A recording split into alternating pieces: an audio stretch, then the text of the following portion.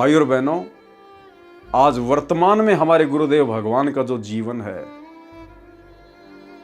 वो जीवन तो 650 साल पहले वाले जीवन से भी नीचा है।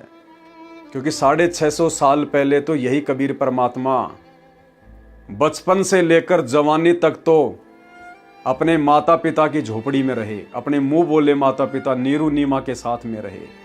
और आज पूज्य गुरुदेव भगवान ने 1995 में अपने मुंह बोले माता पिता की संपत्ति को ठोकर मार दी। परमेश्वर ने आप और हम आत्माओं को ज्ञान समझाने के लिए, भक्ति देने के लिए घर परिवार को त्याग दिया, उस मकान को त्याग दिया, माता पिता की जमीन को त्याग दिया। और आज से 30 साल पहले जूनियर इंजीनियर की नौकरी आज के जिला कलेक्टर के बराबर महत्व रखती है। परमेश्वर ने वो नौकरी भी त्याग दी। यानी परमेश्वर ने अपने मुंह बोले माता पिता की और अपनी मेहनत के द्वारा जो नौकरी प्राप्त की थी उसको भी ठोकर मार दिया। परमेश्वर ने अपने बच्चों की तरफ, अपने माता पिता की तरफ, उस नश्वर संपत्ति की तरफ मुड़कर भी नहीं देखा 1995 के बाद। जबकि 650 साल पहले तो परमात्मा उसी झोपड़ी में रहे, एक प्रकार से अपने माता पिता की संपत्ति में रहे। लेकिन वर्तमान में परमेश्वर ने उसको भी त्याग दिया। यानी त्याग और वैराग्य का इससे बड़ा कोई उदाहरण देखने को नहीं मिलेगा हम भक्तों को शिक्षा लेने के लिए। फिर 650 साल पहले परमात्मा अपने मुंह बोले गुरुदेव पंडित रामानंद जी के आश्रम में रहे। रामानंद जी के शरीर त्यागने के बाद वो आश्रम कबीर जी के हाथ में आया।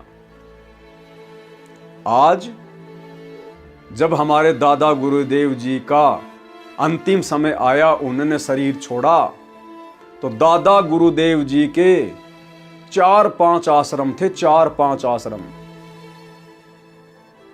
और जब गुरुदेव को पता चला कि गुरुदेव जी ने शरीर त्याग दिया तो वहां गए उनके आश्रम पर। और भी बहुत सारे भगत इकट्ठे थे उनके अंतिम संस्कार के लिए। बहुत सारे भगत जिन्होंने लाल कपड़े धारण कर रखे थे, खुद ही बाबा बने हुए थे, वो सब आपस में मिलकर चर्चा करने लगे कि भाई अब तो ये सारी की सारी संपत्ति, ये गाड़ियां, ये आश्रम अब तो संत रामपाल जी के अधिकार में चले जाएंगे। क्योंकि संत रामपाल जी को गुरु जी नाम दीक्षा देने का आदेश देकर चले गए। तो आदरणीय रामदेवानंद जी के बाद उनके उत्तराधिकारी तो संत रामपाल जी हैं। तो सारी की सारी संपत्ति, ये आश्रम, ये तो संत रामपाल जी के पास चले जाएंगे। वो लोग बातें कर रहे थे, गुरुदेव भगवान ने सुन ली। और उसी समय परमेश्वर खड़े होकर 10 मिनट तक सब लोगों को संदेशा दिया कि भाई ध्यान से सुन लो, मुझे मेरे गुरु से जो वस्तु चाहिए थी वो मुझे मिल गई, मैंने प्राप्त कर ली। और आज के बाद ना तो मुझ रामपाल दास को तुम्हारे आश्रम चाहिए, ना तुम्हारी ये गाड़ियां चाहिए, और ना ये संपत्ति चाहिए। मैं आज इन सभी चीजों से अपने आप को दूर करता हूं। उसी समय परमेश्वर ने एक झटके में जो आश्रम उन्हीं को मिलने थे क्योंकि वे उत्तराधिकारी थे, वो संपत्ति उन्हीं को मिलनी थी क्योंकि वे उत्तराधिकारी थे, 1 सेकंड में परमेश्वर ने त्याग दी। आप और हमें शिक्षा देने के लिए, आप और हमें भक्ति का पाठ पढ़ाने के लिए कि अगर भक्ति पर लगे हो, भगत बने हो, तो त्याग की भावना भी होनी चाहिए। त्याग की भावना, 1 सेकंड में सब कुछ त्यागने की भावना। करोथा आश्रम बना, कितना पैसा लगा होगा। 2006 में फिर करोथा कांड हुआ। एक पल में गुरुजी उस आश्रम को त्याग कर रोहतक की जेल में जाकर बैठ गए, पीछे मुड़ के भी नहीं देखा। आज तक वो आश्रम सरकार के कब्जे में। लेकिन जो उनका टारगेट था, जो उनका लक्ष्य था, हम आत्माओं तक ये सत्ज्ञान पहुंचाना, उसको नहीं छोड़ा। दिन रात परमेश्वर मेहनत में लगे रहे। 2010 में सतलोक आश्रम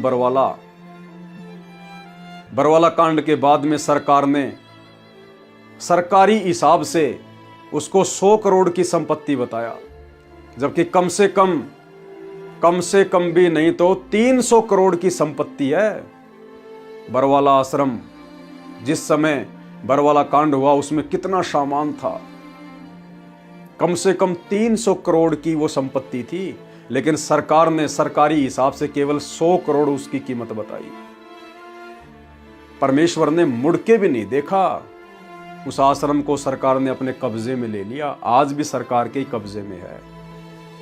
गुरुदेव ने एक पल भी मुड़ के नहीं देखा कि मैंने इतना बड़ा आश्रम बनाया था, मैंने इतना सामान जोड़ा था, भक्तों का इतना दान लगा था।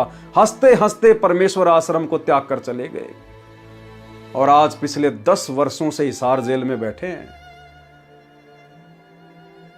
आप और हम भगत भाई बहनों के पास, जिसके पास 100 गज का प्लाट है या 50 गज का प्लाट है, या कोई अपने बाप दादाओं की बड़ी बड़ी कोठियों में रह रहा है, आप और हमारे पास तो है मेरा कहने के लिए कि मेरा मकान, मेरा प्लाट, मेरी झोपड़ी, भले कैसे भी हो, लेकिन हमारा पिता, वो त्याग की परम मूर्ति, आज हिसार जेल में बैठा है, सरकारी बिछौना बिछाता है, सरकारी मकान में लेट रहा है, पता नहीं तकिया भी मिलता है या नहीं मिलता है।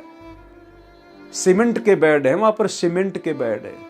ये 12-12 इंची के, 8-8 इंची के स्पंज करने वाले बेड नहीं है, मखमल के तकिए नहीं है, वहां पर सीमेंट के बेड है, सीमेंट के, और वो भी जगह जगह से फूटे हुए। और बिछाने और ओढ़ने के लिए क्या मिलता है पता है? गंदे गंदे कंबल। आपने देखा होगा, क्योंकि जब हम छोटे छोटे थे उस समय हमारे आड़ोस पाड़ोस के कोई दादाजी, जब वो फौज से आता था छुट्टी लेकर, तो उस समय भारत सरकार फौजियों को जो कंबल दिया करती थी, काले काले कलर के, मोटे मोटे, उनके बाल से निकले रहते, और उनको यदि एक बार ओढ़ लिया जाए पूरे शरीर पर वो बाली बाली हो जाते थे। वो चुभता था। वो कंबल मिलते हैं फिर वहां पर, एक बिछाने के लिए, एक ओढ़ने के लिए, और सीमेंट का बेड है। और एक ही बाथरूम होता है एक ब्लॉक में, जिसमें 30 से 40 व्यक्ति रहते हैं, उस एक ही बाथरूम का यूज करते हैं। वो परमेश्वर आज किस हाल में है और कौन है वो परमेश्वर? हम ये ना भूले कि वो है कौन, जो आज इस प्रकार से हिसार जेल में रह रहे हैं। आप और हम एक शिक्षा दे रहे हैं, जीवन जीना सिखा रहे हैं कि मेरे नक्शे कदम पर चलोगे, मेरे जैसा बनोगे, कीट न जाने भृंग को गुरु कर ले आप समान। वो सारी सृष्टि का मालिक है, जिसने अक्षर पुरुष को भीख में 7 संख ब्रह्मांड दे रखे हैं, जिसने इस क्षर पुरुष को, ज्योति निरंजन को 21 ब्रह्मांड भीख में दे रखे हैं, जिसने इस पृथ्वी लोक पर जितने भी देश हैं, जितने भी वहां के प्रधानमंत्री हैं, राष्ट्रपति हैं, राजा हैं, सबको राज दे रखा है। और अनेकों ब्रह्मांडों में अनेकों आत्माओं को न जाने क्या क्या सुख प्रदान किए हुए हैं। काल की ड्यूटी लगा रखी है, उधर अक्षर पुरुष की ड्यूटी लगा रखी है। ऐसा शहंशाह, और आज कहां बैठा हुआ है, किस हाल में बैठा हुआ है? इसलिए परमेश्वर हमें शिक्षा दे रहे हैं अब्राहिम सुल्तान के माध्यम से। जब अब्राहिम सुल्तान ने देखा कि एक निर्धन व्यक्ति जमीन पर लेटा हुआ है और मिट्टी का एक मोटा सा डड़ा उसको तकिया बना के सो रहा है मस्ती से, अब्राहिम ने सोचा ये भी तो सो रहा है, ऐसे भी तो जिया जा सकता है। तकिया फेंक दिया, वो गद्दा फेंक दिया। आगे गया तो एक व्यक्ति नदी से हाथों से पानी पी रहा है, लोटा फेंक दिया। भाई और बहनों, ऐसे आत्माएं परमात्मा प्राप्त करती हैं। और ये जीवन ऐसा ऐसा वैराग्य, ऐसा त्याग आप और हम ही आत्माएं पहले कर चुकी हैं, लेकिन फिर से नया जन्म मिलने के कारण हमें वो याद नहीं है। हमारी वो स्मृतियां इस काल के द्वारा समाप्त कर दी गई है। वो अब्राहिम सुल्तान कौन था? आप और हमारे में से। वो मंसूर कौन था? आप और हमारे में से। वो तामर ध्वज, मोर ध्वज, मीराबाई, धन्ना सेठ, अर्जुन सर्जुन, ये कौन थे? आप और हम ही आत्माएं। लेकिन इस काल ने नया जन्म देते ही हमारी सारी स्मृतियां समाप्त कर दी। हमारी उन्हीं स्मृतियों को जगाने के लिए आज गुरुजी इतना प्रयत्न कर रहे हैं। ज्ञान तो दे रहे हैं, साथ में वो प्रैक्टिकल भी करवा रहे हैं। खुद एक भगत की भूमिका में वो प्रैक्टिकल करके हमें दिखा रहा है कि मैं सारी सृष्टि का मालिक, शहंशाहों का शहंशाह, जाके अर्ध रोम पर शकल पसारा। 21 ब्रह्मांड, 7 संग ब्रह्मांड, और शतलोक का तो एक छोटा सा द्वीप 7 संख ब्रह्मांड और 21 ब्रह्मांड के क्षेत्रफल से भी बड़ा है। और ऐसे ऐसे अनंत द्वीप तो सतलोक में, सतलोक से कई गुना बड़ा क्षेत्र अलख लोक, फिर अगम लोक, अनामी लोक की तो बातें ही नहीं। इतना ये सब कुछ क्षेत्रफल, इतनी सारी सृष्टि, वो परम शक्ति जो हिसार जेल में बैठे हैं उनके आधे बाल के बराबर भी नहीं है। और वो समर्थ हमें शिक्षा देने के लिए, हमें इस काल से दूर करने के लिए, इसकी बनावटी और लुभाने वाली, फंसा कर रखने वाली, झूठी आसक्ति पैदा करने वाली इन नश्वर वस्तुओं से हमें दूर करने के लिए कि बच्चों जितनी आवश्यकता है उतना ही लाओ, जितनी आवश्यकता है उतना ही पहनो, जितना आवश्यक है उतना ही खाओ। अगर नॉर्मल में जीवन जिया जा सकता है तो जीवो। तुमने दिखाना है किसको? तुम्हारा यहां पर है कौन मेरे अलावा जिसको तुम दिखाना चाहते हो? हम भाई बहन अपनी स्त्रियों को तो शिक्षा देते हैं उपदेश लेने के बाद कि तू गहना क्यों पहनती है, तू हार श्रृंगार क्यों करती है, तू ये होठों को लाल क्यों करती है, सज धज के क्यों चलती है, मुझे अच्छी नहीं लगती, मुझे ये तेरा सजना सवरना, ये जेवरात पहनना मुझे अच्छे नहीं लगते, क्योंकि मैं भगत हूं, मैं सादा जीवन जीने में यकीन रखता हूं। तो हमें अपनी पत्नी का वो व्यवहार अच्छा नहीं लगता। ठीक इसी प्रकार हमारा पति कौन है? हम भक्तों का पति कौन है? हमारा पूज्य गुरुदेव। और उस पूज्य गुरुदेव को हमारा इस प्रकार से सांसारिक लोगों की तरह तड़क भड़क में चलना, तड़क भड़क में रहना, लोगों की देखा देखी जीवन जीने की कल्पना करना, लोगों को देख देख के अपने आप को उनके अनुसार ढालना, ये ज्वेलरी वगैरह पहनना, सोना चांदी पहनना, खूबसूरत बनने के लिए तरह तरह के अटरम सटरम लगाना, पाउडर क्रीम लगाना, मेकअप वगैरह करवाना, आईब्रो करवाना, बालों में मेहंदी करना, डाई करना, उस हमारे पति को अच्छा नहीं लगता। जिस प्रकार एक भगत को अपनी अनुपदेशी पत्नी का हार श्रृंगार करना अच्छा नहीं लगता। और वो भगत कितना दुखी होता जब वो नहीं मानती है। तो इसी प्रकार यदि इस समर्थ शक्ति की शरण में आने के बाद, इतना ज्ञान देने के बाद, यदि हम जरा भी उनके ज्ञान विरुद्ध हरकत करेंगे, उस परम शक्ति के दिल को कितनी ठेस पहुंचेगी। और अगर उसके दिल को ठेस पहुंच गई भगत की किसी भी बात के कारण, वो भगत कभी भी उस परम पद को प्राप्त नहीं कर सकता। गुरु को दुखी करने वाला कभी भी गुरु के दिल में, उनके चरणों में जगह नहीं बना सकता। भाई और बहनों, हमारे अंदर कितनी कमियां हैं। हम जीव हैं, मिट्टी के पुतले हैं, लेकिन हमने एक स्टेज पर आकर चिंतन मनन तो करना पड़ेगा। खाली इतना कहकर कि हम मिट्टी के पुतले हैं, दो कोड़ी के जीवन हैं, हम कुछ नहीं कर सकते, हमारी कोई औकात नहीं है, तो फिर करेगा कौन? अरे करेगा कौन? हमने ही करना पड़ेगा। गुरु हमें हिम्मत देगा, गुरु हमें ताकत देगा, गुरु हमें प्रेरणा देगा, लेकिन कब? जब हम खुद 2 कदम आगे बढ़ेंगे गुरु के जैसा बनने के लिए। गुरु को कीजिए दंडवत कोटि कोटि प्रणाम, कीट न जाने भृंग को, गुरु कर ले आप समान। तो गुरुजी इंतजार में है कि कब ये मेरे जैसे बने।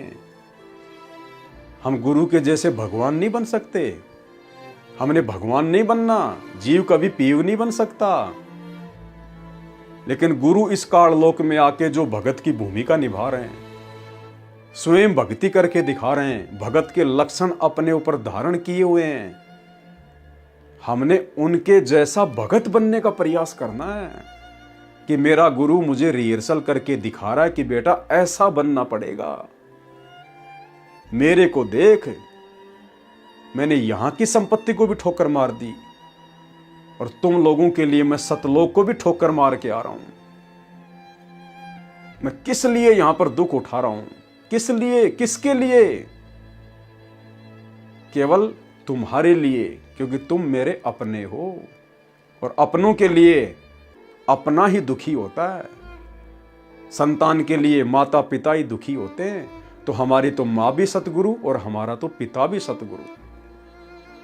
तो भाई और बहनों, हमने चिंतन मनन करना होगा, देखा देखी से पीछे हटना होगा, संसार की भागदौड़ से पीछे हटना होगा, चक्का चौंध वाले इस जीवन में ना झांक कर हमने अपने सतगुरुदेव भगवान के जीवन की ओर देखकर हमने भक्ति मार्ग पर एक भगत बनकर चलना होगा।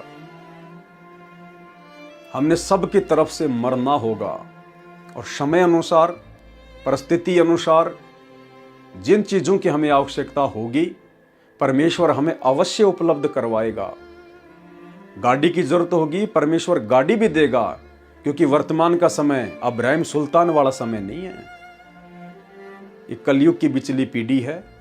ये विज्ञान, ये साधन, ये सुविधाएं, ये जितने भी यंत्र हैं, उपकरण हैं, परमेश्वर ने आप और हमारे लिए बनवाए हैं, ताकि इनके सहारे हम अपनी मेहनत को कम कर सकें और ज्यादा से ज्यादा समय परमेश्वर की भक्ति को दे सकें, ना कि हम इन्हीं चीजों में उलझ के रह जाएं। लेकिन बिना ज्ञान के तो हम उलझते जा रहे हैं, उलझते जा रहे हैं। तो भाई और बहनों, आवश्यक वस्तु हम लाएंगे, परमात्मा से प्रार्थना करके लाएंगे। 100 रुपए की वस्तु है और यदि 50 रुपए वाली में हमारा काम निकल रहा है तो हम 50 की लाएंगे, किसी की देखा देखी नहीं लाएंगे। किसी को दिखाकर हमने अपने गुरुजी को नाराज नहीं करना, अपनी भक्ति बर्बाद नहीं करनी। और बहुत सोच समझकर हम अपनी संपत्ति का, अपने धन का सदुपयोग करेंगे और जो धन बचेगा हम भगवान की सेवा में लगाएंगे, परमात्मा के चरणों में अर्पित करेंगे, ताकि हम परमेश्वर को प्यारे लगें। तभी भाई और बहनों हमारा यहां से पीछा छूटेगा। दास कोई आप लोगों को संदेशा नहीं दे रहा, दास खुद जैसे जैसे मुझे पता चल रहा है गुरुदेव के संदेशों के द्वारा, पुस्तकों में लिखित इन संकेतों के द्वारा, ये दास खुद भी भगत बनने की दिशा में आगे बढ़ रहा है। मैं केवल आप लोगों को पढ़कर सुना रहा हूं, संदेशा नहीं दे रहा। मैं तो खुद मिट्टी का पुतला हूं, मैं तो खुद एक भगत बनने का प्रयास कर रहा हूं। मुझे तो बहुत सारी चीजें, बहुत सारी बातें गुरुदेव के आशीर्वाद से सीखने को मिल रही हैं। और जब देखता हूं, पढ़ता हूं, तो अंदर ही अंदर मैं तो अपने आप को बोना सा महसूस करता हूं कि तू कहां खड़ा है भाई, तेरी तो भक्ति अभी शुरू भी नहीं हुई है, शुरू भी। सतलोक चलना है, इस गंदे लोक में नहीं सड़ना है यहाँ पर। तो भाई दास तो खुद इन बातों को गुरुदेव से प्रार्थना करके उनका आशीर्वाद लेके धीरे धीरे अपने जीवन में लागू करता जा रहा है। अन्यथा फिर ये पढ़ने का फायदा क्या, ये वीडियो बनाने का फायदा क्या? यदि मैं अपने ऊपर लागू नहीं करूंगा तो परमेश्वर ने मुझे जो खड़ा किया है फिर मेरे से सुनकर आप लोग भला कैसे लागू करोगे? तो भाई और बहनों, ये दास भी पूरा प्रयास करता है, आगे भी करेगा। आप भाई बहन भी थोड़ा आगे बढ़ें, परमात्मा से हिम्मत मांगे, आशीर्वाद प्राप्त करें, और हमने भी इस परमेश्वर को प्राप्त करने की दिशा में एक सच्चा भगत बनकर दिखाना है। सच्चा, गुरुदेव से प्रार्थना करते हुए उनके आशीर्वाद के बिना संभव नहीं होगा। अपनी तरफ से हम उड़ान नहीं भर सकते। तो गुरुदेव का आशीर्वाद पल पल हम अपने साथ में रखें, और गुरुदेव का आशीर्वाद है उनकी मर्यादा और भक्ति में।